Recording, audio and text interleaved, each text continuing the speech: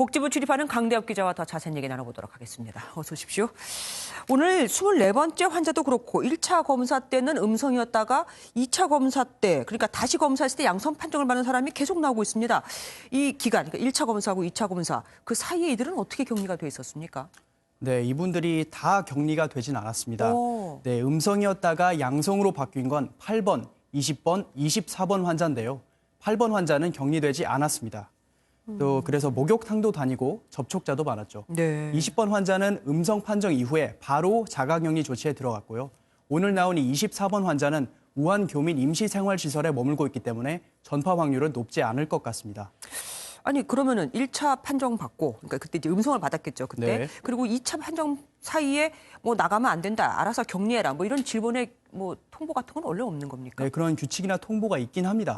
네, 음성 판정을 받아도 14일간 자가격리 조치가 되어야 하지만 저희 취재진이 확인한 결과 8번 환자는 의사의 자택 격리 권유에도 밖을 계속 돌아다녔던 것으로 확인이 됐습니다. 아, 자가격리니까 본인이 안 하면 어쩔 수 없는 거네요. 네, 그게 맹점이라고 볼 수 있겠습니다. 예. 오늘부터 바이러스 감염증 사례 정의가 확대가 됐습니다. 그러니까 의사 소견에 따라서 증상이 의심돼도 그런 환자들도 다 이제 검사를 하기로 한 건데, 그럼 살짝 우려가 됩니다. 내가 조금만 몸이 안 좋아도 다 그쪽으로 달려가서 검사해달라고 하면은 그것이 포화 상태가 되지 않겠습니까? 정작 검사를 받아야 할 사람은 못 받을 수도 있는 거 아닌가요? 네, 관련해서 어제 대한감염학회 기자 간담회에서도 비슷한 이야기가 나왔습니다. 네. 이제는 진료를 받고자 하는 사람들이 말씀하신 것처럼 늘어날 수밖에 없는데요. 네. 이 분들이 한 진료소에 엄청 많이 모이다 보면 뭐 줄도 길어지고 그 사람들 사이에 감염도 일어날 수 있다는 우려가 나왔습니다. 전문가의 설명 들어보시겠습니다. 누구나도 검사해가지고 의료 현장에 마비될 수가 있는 거고요.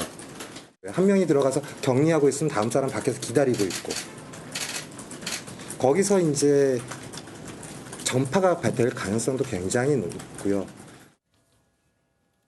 네, 환자 한 명을 검사하는데 기본 2시간이 걸리기 때문에 진료소 운영에 대한 방역 당국의 고민이 더 필요해 보입니다. 2시간씩이나요. 아, 네. 그것도 문제네요. 그리고 이번 사태로 인해서 임산부들의 이 걱정이 아주 큽니다. 내가 혹시 아기를 갖고 있는데 내가 감염되면 아기도 감염되는 게 아닌가, 어떻습니까? 예, 다행히 그럴 가능성은 없다는 게 전문가들의 판단입니다. 네네. 대한바이러스학회에 따르면 신종 코로나 바이러스는 이 태반을 통과할 수 없기 때문에 수직 감염, 이 모체로부터 뱃속 아기에게 전파되는 걸 바로 수직 감염이라고 하는데요. 네. 이 수직 감염이 발생할 가능성은 이런 과학적 근거는 없다고 밝혔습니다. 그제 중국 우한에 생후 30시간밖에 안 된 신생아가 확진 판정을 받자 산모와 태아 간의 수직 감염 가능성이 제기됐는데요. 근거가 없는 주장이라는 설명입니다. 어쨌든 그 아기는 뭐 태어나고 하루 좀 넘어서 병에 걸리긴 한 거네요. 네, 안타까운 그것도 사연이죠. 무섭습니다. 그리고 무증상일 때도 감염을 시킬 수 있다는 데 대해서 학회에서 뭐 입장을 내놨다고요? 네, 무증상자와 접촉해서 전파됐다는 독일의 연구 사례가 지난달 말 발표가 됐는데요. 네. 오류였습니다. 아. 네, 당시 무증상자로 알려졌던 전파자는 사실 이 근육통과 피로감을 느끼고 있었던 유증상자로 밝혀졌습니다. 사실 타이레놀도 먹었던 것으로 파악이 됐고요. 네. 무증상자의 전파 여부는 이처럼 아직 논란이지만 대한바이러스학회는 무증상자의 전파 가능성은 제한적일 것이라고 밝혔습니다. 하지만 그 가능성이 아예 없다고는 아직 말할 수 없으니 조심해야 할 것 같습니다. 제한적이다. 그 말이 더 무섭습니다. 예.